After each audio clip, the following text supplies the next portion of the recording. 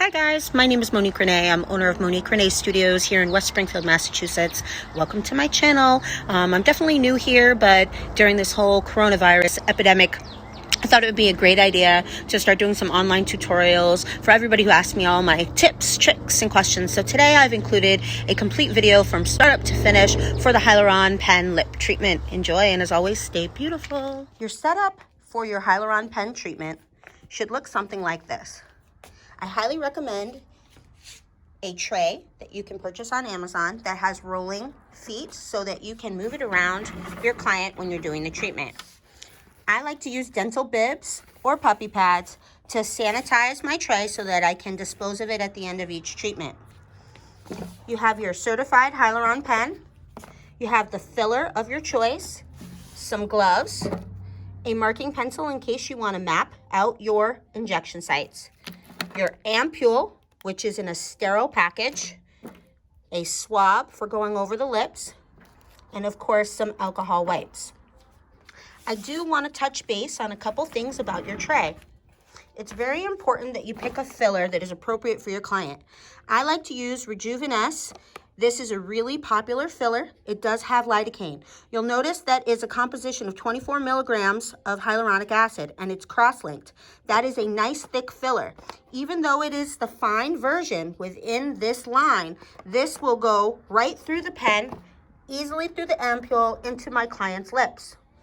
The alcohol will sanitize the lips off. We want to make sure it's nice and dry before we go ahead and start the process so that they don't have any stinging. And more importantly, you want to make sure that your pen is going to be the appropriate size to do a lip treatment. I like to use the pen that is in the 0.3 size.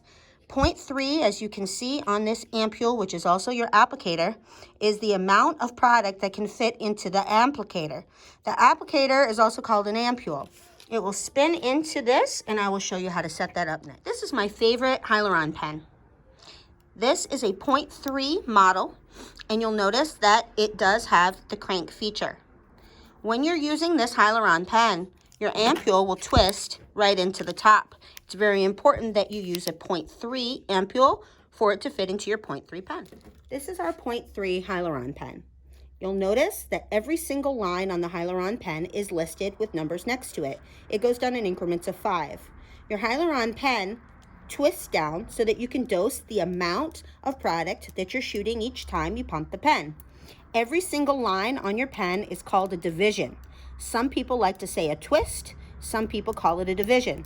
Technically, it's actually 0.01 of an ml, every single line that's here. So this would be 0.05 of an ml, and this is just letting you know that that's of the 0.3 ml sized ampule. Okay, when you're going to go ahead and fill the pen, you always want to make sure that you've untwisted it all the way to the top. This is an important part of calibrating your pen. This is your crank. That is how you get the pressure. This is your trigger. That's going to cause the shoot. When you're loading your pen, you want to make sure that you use an ampule that is sterile. When you have sterile ampules, you can assure that your client will be safe. I like to always open mine by going along here, and I'll usually put my gloves on, which I'm going to show you now. I've opened up my filler of choice that I'm going to use on my client today, and as you'll notice, it is completely sterile. I like to use 1 whole ml syringe per client. It's very important for sanitary reasons that you do not reuse your ampule. It's 1 ampule per client. When you open up this, you'll notice that you have a syringe and there's some needles. That's because this is the exact same filler you would use when doing an injectable treatment, okay? But we're not using that. We're going to use this. This is an entire ml. You'll notice it has an expiration date on it, and it has lot numbers. This is a nice, very, very high-end filler, okay? We're going to show you how to load it. I always tear along the line of my ampule if it will let me. And if it doesn't, then you can peel it like so. The ampule as well has expirations and lot numbers so that you can track things. When you open it up, you'll notice that your ampule looks like a little medicine syringe. It has a plunger in it. You're going to pull the plunger out. The black end is always the end that goes in. And this is what you're going to do to load it with filler. You're going to take your plunger and set it down. You're going to take your filler. We're going to go down to the tray here so that you can see. To open this particular filler, you actually pop the top off. When you fill your ampule, it's very important so you don't waste your product that you only fill it to the 15 line on a 0.3 ampule. As you can see, there's product only up to the 15 line. That leaves space so that when you add your plunger and you push it in to its appropriate position, that the product goes up to the top of the ampule and your plunger lines up with the 30. That's how you know you have a full ampule. Then you're going to twist it into your Hyaluron pen. It's always righty-tighty, lefty-loosey. And what you're going to be looking for at this point is calibrating your pen to make sure that when you twist this, it's going to make the appropriate amount of filler or product come out the top.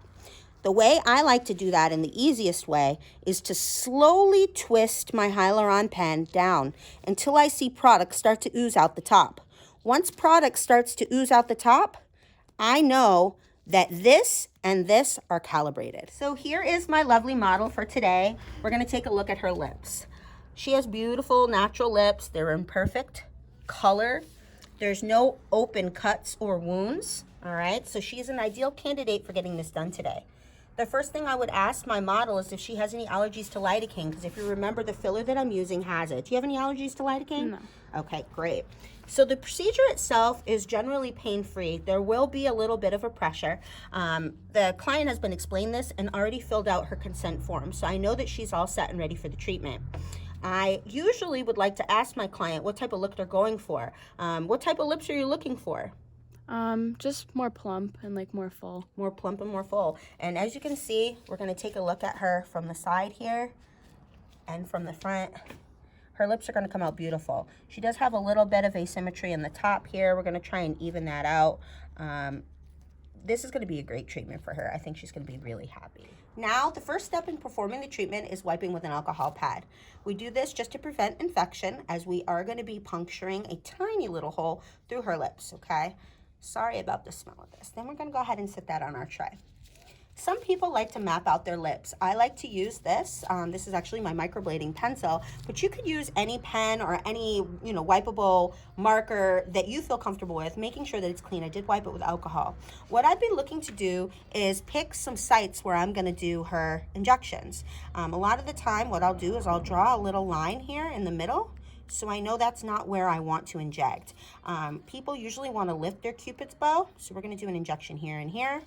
The most important thing that you can do when you're making these injections is for volume, so that you don't get too many lumps and bumps. If you stay around the border of her lips, doing just 2 divisions, which is 2 twists, which I'll show you, you're going to give a lot more volume than if you go right into the meat of her lips, which is still also another technique you can do. But if you want to eliminate the possibility of getting the lumps and bumps that this procedure can cause, if you stay around the vermilion border, that's a good way to do it. Down here, we're going to do the same thing, and I'm just making a couple lines where I plan on making her injections. Okay, so I've mapped this out. I am and possibly going to go back into the meaty areas of her top lip more than her bottom to give her a little bit more volume, but first I want to see how the filler sits inside her lips. So now what we're going to do is we're going to dose and charge the Hyaluron pen. First thing I want you to make note of is the lines on the Hyaluron pen. We're going to go down 2 divisions. 2 divisions means I'm going down 2 lines on the pen. Because this pen hasn't been charged yet, if you notice, product oozed out the top. That's a common way beginners lose product when they're getting used to performing Hyaluron pen treatments. It's very important that you charge your pen like this, then dose your pen before you go to treat a client. So now we're going to go down the 2 divisions, and you'll notice no product comes out the top. That's because the product is now charged because I cranked my Hyaluron pen. I'm ready for my first shot. When you go to make a shot on the Hyaluron pen, the easiest way is to make what's called a pocket.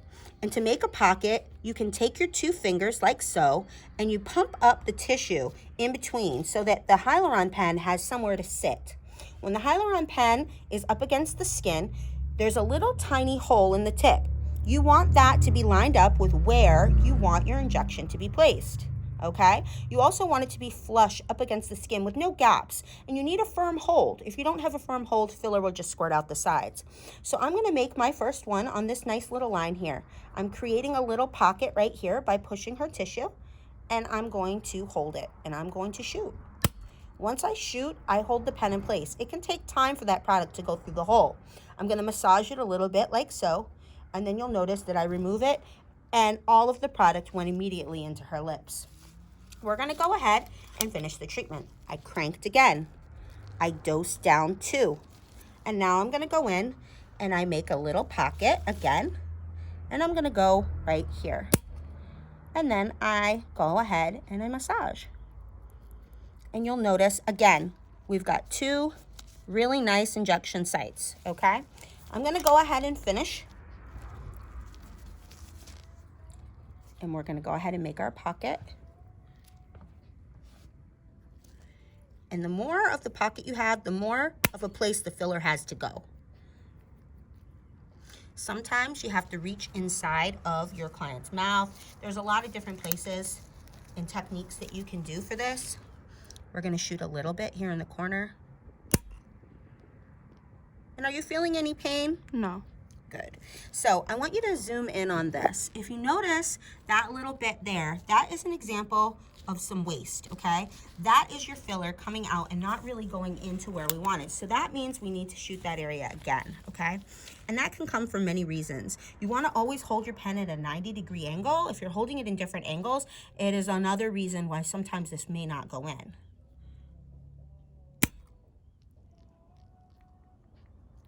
And that one appeared to go in a little bit more. There's very little waste. Okay, so we're gonna go ahead and do the same thing on this side.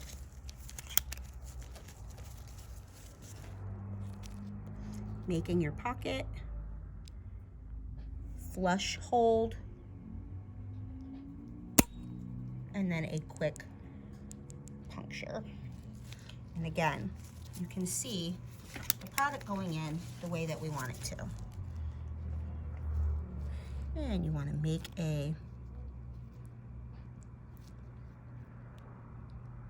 pocket. And there we go. You can just go like this. And as you can see, she already has a nice plump to her top lip. Now we're going to go in and do the same thing on the other side. It's very important you mirror your injections. And if any filler gets into their mouth, you just go ahead and wipe it away. I like to keep baby wipes on hand. You'll notice a little bit of pinpoint bleeding, and that's normal. The product is going in, okay? Stay to your mapping. Firm pressure. Twist. And if you zoom in, you can see that nice little puncture. And that tells you that the filler went in the lips. So now I'm massaging it a little bit like this. And again, you can see that her top vermilion border has gotten larger.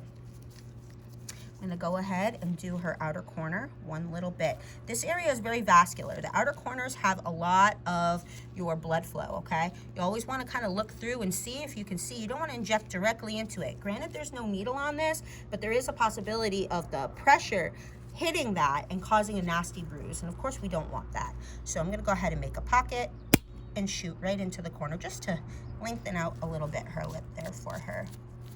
So she has some really nice volume all along the top. Now we're gonna go ahead and show you the angle of doing the bottom. So now we're back and we're gonna focus on the bottom vermilion border. We're gonna start with all my mapping points. And what you're gonna notice is, again, I'm gonna make a pocket. Another popular way is to put your finger into the client's lips and make your puncture. If you notice, I'm holding it flush up against the lip. You can aim up and just see what happens. So that injection did go in very well. Every single injection, I'm cranking my gun and I'm twisting just 2 twists. The reason why I'm only doing 2 twists is because I only want 2 divisions going in for each puncture. And I like to make my pocket like this. I find it goes in much smoother. And as you can notice, there's a lot less waste, okay? So we're plumping out the vermilion border.